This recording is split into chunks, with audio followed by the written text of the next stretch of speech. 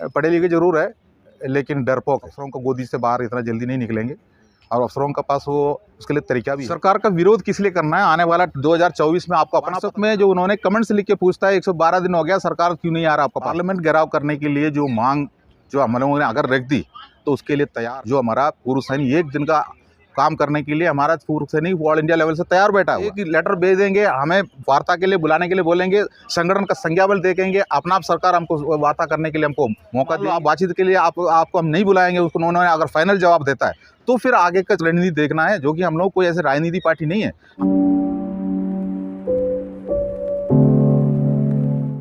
हमारा federation veteran organisation का जो संगठन बन रहा है उसी का रजिस्ट्रेशन का काम चल रहा है।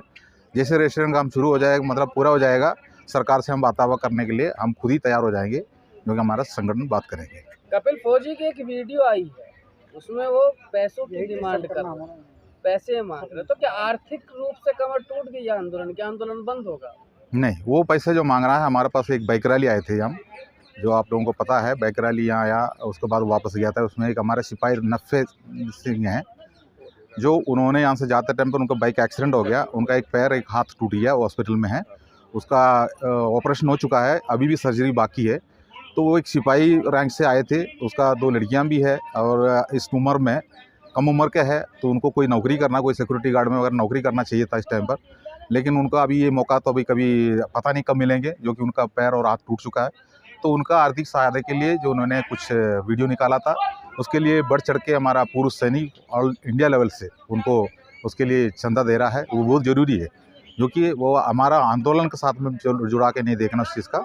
जो आंदोलन का बात अलग है, अब उनका एक प्राइवेटली बात है, वो हमारे लिए या हौसला बढ़ाने के लिए आए थे, तो उनके साथ में जो अनहोनी हुआ है उसी के लिए जो चंदा का मांग कर रहा था। विरोधियों का ये कहना है कि साहब पैसे तो उसके नाम पे ले रहे हैं, घूमकर आ यहीं जाएगा। पैसा उनका अकाउंट में ले रहा है, नफ़े जो अपने नफ़े सिंह है ना, उन्हीं के अकाउंट दिखाया हुआ है, कोई दूसरा अकाउंट नहीं है, उनका पर्सनल अकाउंट है। ये सब चीज़ से आप लोगों को गुमराह करके जो हमसे और कुछ कहलाना चाह रहा है, लेकिन ऐसा कुछ नहीं है। जो आप उस वीडियो में ही देखिए जो मैसेज जा रहा है। आप काफ़ी लंबे समय से यहाँ से गायब थे, जंतर मंतर से केरला में आप गए थे, तो वहाँ कैसा रिस्पॉन्स है? वहाँ क्या तैयारियाँ हैं पूर्व सैनिकों की, या क्या वो किस लेवल पे काम कर रहे हैं? केरला में जो देखा जाएगा तो नॉर्थ इंडिया का जो तुलना में केरला इतना जागरूक नहीं है। पढ़े लिखे जरूर है, लेकिन डरपोक है, ठीक है। वो अफसरों को गोदी से बाहर इतना जल्दी नहीं निकलेंगे और अफसरों के पास वो उसके लिए तरीका भी है, जो कि वो तरीका मतलब फेडरेशन वगैरह उधर भी जो उनका संगठन वगैरह बना है, काफ़ी संगठन है, करीब 60 संगठन तो केरला में चल ही रहा है पूर्व सैनिक के नाम पर। अब संगठन का कोई भी संगठन हो, संगठन का एक उसूल होता है, उसमें ईमानदारी होना चाहिए, और उसके संगठन का जो पदाधिकारी जो होता है, एग्जीक्यूटिव कमेटी जो होता है, वो भी बिल्कुल ईमानदार होना चाहिए। गोपाल सर, आप लोगों की मांग सरकार से है या अपने बड़े अफसरों से है? आप लोगों की मांग तो सरकार के सामने रखा है, लेकिन सरकार तो हमको कह रहा है जो हमने दे दिया। जो हमारा माननीय प्रधानमंत्री जी ने अभी आगरे में भी जो राजस्थान में बताया था, उन्होंने 65,000 करोड़ रुपया हमारे लिए OROP दिया है, तो OROP दी है, लेकिन वो असली जहाँ जिसके लिए आतरज है वहाँ तक नहीं पहुँचा है। तो हमारा जो टेबलें वगैरह तैयार करते थे, आप लोगों को ये मालूम होना चाहिए, हमारा सेना का अधिकारी हमारा PCD है, जो पेंशन के बारे में जो देखने वाला जो डिपार्टमेंट है, वो आर्मी हेडक्वार्टर के अंडर में रहता है, चीफ ऑफ आर्मी के अंडर में रहता है। अभी जो हमारा CDS आया हुआ है, CDS के अंडर में रहता है। अब वहाँ से सब तैयार होकर जाता है, लेकिन सरकार आंख बंद करके उसके ऊपर हस्ताक्षर किया है, लेकिन उन्होंने विसंगति के बारे में उन्होंने सोचा नहीं है, क्योंकि अभी तक किसी ने पूछा भी नहीं है। जो पहले से चल के आ रहा है, उन्होंने ये सोचा था अफसर जो हमारा नफरी लेके खेलते हैं, हमारा नफरी दिखाते हैं, अब उनको ऊपर विश्वास करके कर दिया। तो पहले बार अभी हम लोगों ने इसके ऊपर जो विरोध किया, अब उसका विवरण निकाल के हम लोगों ने सरकार का सामने मेमोरेंडम दिया है। कई किस्म का मेमोरेंडम मैंने पहुँचा दिया, कई स्तर से, जो हम MP से भी और कलेक्टर से भी, और अपना हल्ला बोल करके हम लोगों ने जो अपना जो तहसील लेवल से भी हम लोगों ने मेमोरेंडम पहुंचाया गया है। लेकिन सरकार को समझा लेना चाहिए, इसके ऊपर क्या कमियां हुआ है सरकार को सोचना है। सरकार उसके ऊपर जो जांच बिठाने वाला काम हो वो भी बिठाना है, लेकिन हम लोगों ने जांच कमेटी में भी हम लोगों ने मांग किया हुआ है, उसमें रिटायर्ड जज की मांग है। नहीं, आप जब भी क्या नाम कोई क्वेश्चन उठाते हैं तो अपने अफसरों पे उठाते हैं, मोदी सरकार पे क्यों नहीं उठाते, जिसको ये विसंगतियों को दूर करना है? सरकार ने हमको दी है, तो सरकार अगर दिया है करके बोल रहा है तो दिया है। तो दिया है तो आप लोगों के पास तो आया हमारा पास क्यों नहीं आए, वही तो हम आपको बता रहा हूँ। बिना सरकार के थोड़ी ना रुक सकता। नहीं, पिछले सरकार का इसमें 75 साल से, पिछले 75 साल से आप लोगों को ये जानकारी होना चाहिए, हमारा कोई यूनियन नहीं होता है। जो हमारा सैनिक का, पूर्व सैनिकों का कोई यूनियन नहीं होता है। जो भी यूनियन हमारा, जो मतलब अफसर के साथ में मिलकर हमारा जो संगठन रहता है, इंडियन एक्स सर्विसमैन लीग रहता है।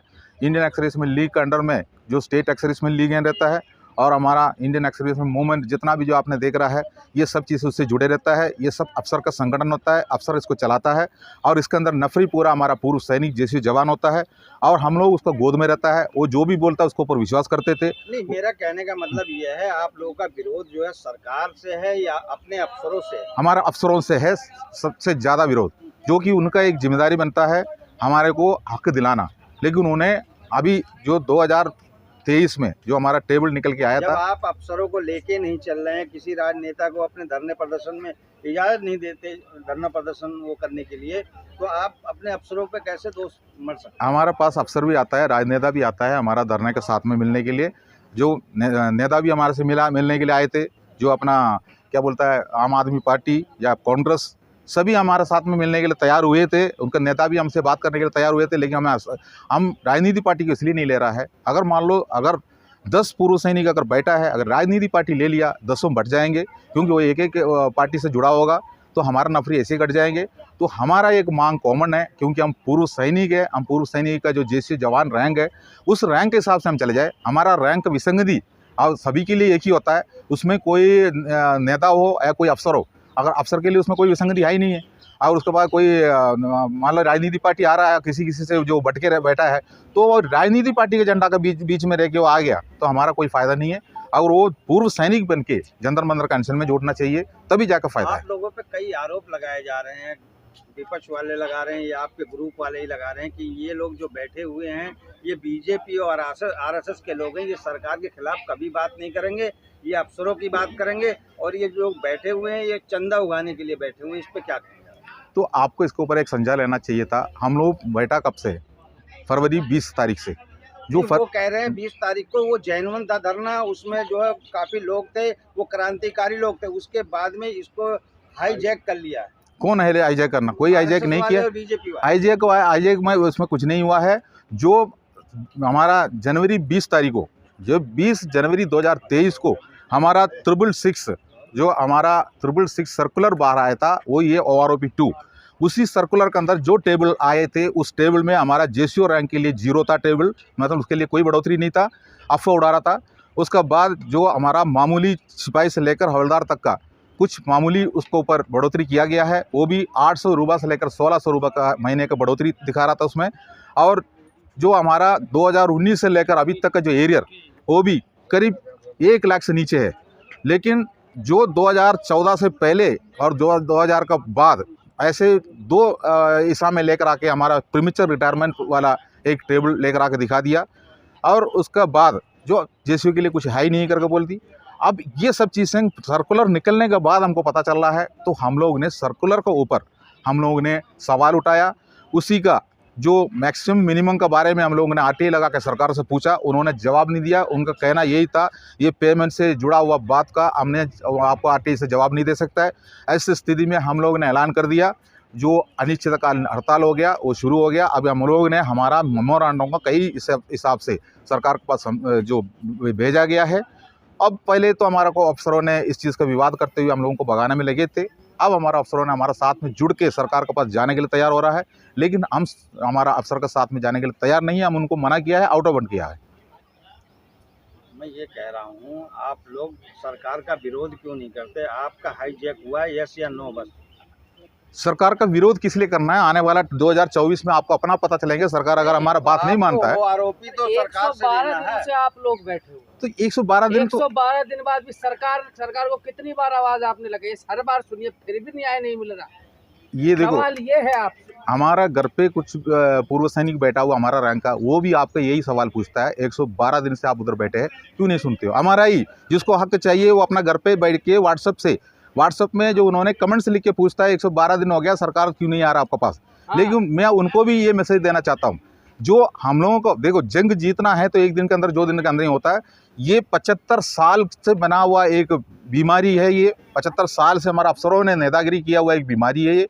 अब उन्होंने अपना जो इसी चीज़ का और अपने तरफ से वो छोड़ना नहीं चाह रहा है, वो हमें उसको साथ में लेके जाना चाह रहा है। वो हमारा को साथ में इसलिए लेके जाना चाह रहा है जो कि उनका गद्दी उसके ऊपर निर्भर है। वो गवर्नर बनने वाला बात हो या उनको पर्चा लेने वाला बात हो, हर चीज़ के लिए हमें चाहिए। वाला जवान आप ही के ऊपर उंगली उठाएगा, तो वो बोलेगा कि जब धरने पे बैठे थे और आपके हाथों में चीजें थी, आप चाहते तो संसद का घेराव कर सकते थे, सरकार पर उंगली उठा सकते थे, तो क्यों नहीं उठाई? सरकार देखो, जो पार्लियामेंट घेराव करने के लिए जो मांग जो हम लोगों ने अगर रख दी तो उसके लिए तैयार है। जो हमारा पूर्व सैनिक एक दिन का काम करने के लिए हमारा पूर्व सैनिक ऑल इंडिया लेवल से तैयार बैठा हुआ। लेकिन ये जंतर मंतर के अंदर यहाँ का जो बात ऐसे है, इसके लिए जगह और उनका तैयारियां करना बहुत ज़रूरी होता है। जो अभी खड़क का धूप है, 112 दिनों में वो एक भी तैयारी आपकी पूरी नहीं हुई। ऐसे नहीं है। देखो, जंतर मंतर के अंदर का जो अनशन के ऊपर अगर साथ देने वाला जो बात है, उसी के लिए हम लोगों को इसके जो कमेटी जो बना है, हम लोगों को कुछ सोच विचार करना पड़ता है। दूसरी बात है, हमारा एक फेडरेशन बना हुआ है, अभी फेडरेशन ऑफ वेटरन ऑर्गेनाइजेशन बना हुआ है। हमने यहाँ अनशन में जो शुरू में जो आए थे उस टाइम पर इसको शुरुआत किया हुआ पार्टी अलग है। अब हमारा जो संगठन बना हुआ है, अब उसका साथ में करीब 100-150 संगठनों को हाथ मिला के हमारा एक महासंगठन बना हुआ है, वही है फेडरेशन ऑफ वेटरन ऑर्गेनाइजेशन। आपकी जो ऑल इंडिया फेडरेशन जो बन के तैयार हो रही है, अगली रणनीति सरकार से लड़ने के लिए आप लोग क्या होगी? जब उसका रजिस्ट्रेशन का काम पूरा हो जाएंगे, वो सरकार से ये हो गया समझ लीजिए, आप होने के बाद सरकार के पास एक लेटर भेज देंगे, हमें वार्ता के लिए बुलाने के लिए बोलेंगे, संगठन का संज्ञाबल देखेंगे, अपना आप सरकार हमको वार्ता करने के लिए हमको मौका देंगे। अब हमें बुलाने के लिए अभी उनके पास कोई उनका लिस्ट में हमारा नाम नहीं है। जो सरकार के पास जो लिस्ट बना हुआ है, उस लिस्ट में, मौजूदा लिस्ट में हम लोगों का जंतर मंतर में जो बैठा है किसी का नाम नहीं है। ना कोई कपिल सियानी का नाम है, ना कोई गोपाल कृष्ण का नाम है, ना राठौर साहब का नाम है। जो कि आप पूर्व सैनिक है, ये क्या कम है? उसके लिए भी स्पेशल नहीं, ऐसा नहीं है। उसके लिए वही तरीका होता है, आप लोगों ने जो बोला है, अल्लाह बोल, जो नहीं तो पार्लियामेंट घेराव करना या नहीं तो रेल रोकना, ये सब चीज़ें होता है। कब घेरोगे? लेकिन ये सब चीज़ें करने के पहले हमसे ये पूछेंगे ना, आप है कौन? तो हम लोग अपना संगठन बना दे, संगठन बनाने के बाद संज्ञाबल के हिसाब से संगठन बना के उनको दिखा दे, बातचीत करने के लिए हम उसको लेटर भेजें। अब उसके बाद उन्होंने अगर मान लो आप बातचीत के लिए आपको हम नहीं बुलाएंगे, उसको उन्होंने अगर फाइनल जवाब देता है, तो फिर आगे का रणनीति देखना है। जो कि हम लोग कोई ऐसे राजनीति पार्टी नहीं है, हम लोग ये देश का जो सेवा करके आए हुआ है। आज देश का किसी ने आग लगा दे तो आग बुझाने वाले थे हम आग लगा नहीं सकता है, लगा हुआ आग को बुझा सकता है। तो हम लोगों को भी कुछ योगदान है जो अपना देश के साथ में। ऐसे नहीं है हम लोग अपना एक पर्सनल काम के पीछे आके हम कुछ भी नुकसान कर दे, आम जनता को परेशान कर दे। उसका तरीका है, उस तरीका के हिसाब से हम लोगों ने अपना जो रणनीति बनाया हुआ है, हमारा संगठन बना हुआ है। संगठन का आखिरी जो काम चल रहा है वही है उसका जो अपना रजिस्ट्रेशन काम जल्दी हो जाएंगे। उसके जल्दी होने के बाद सरकार के सामने हम लोग अपना मांग रखेंगे, हमें चर्चा के लिए बुलाए। जो चर्चा के लिए अगर हमको मौका नहीं देता है, तब आगे का जो रणनीति है वो बिल्कुल जो उसके लिए कुछ भी करने के लिए हम तैयार हो जाएंगे। उसके बाद आर पार की बिल्कुल आर पार की लड़ाई है, तैयार बैठा है हमारा ऑल इंडिया में पूर्व सैनिक तैयार बैठे हैं, रणनीति तैयार करके बैठे हैं। पहले हम लोग यहाँ जो बैठे थे उस टाइम पर हम अकेले थे, अब हम लोग पूरा देश को हम लोगों ने सोशल मीडिया से अपना मुट्ठी में बना कर रखा है।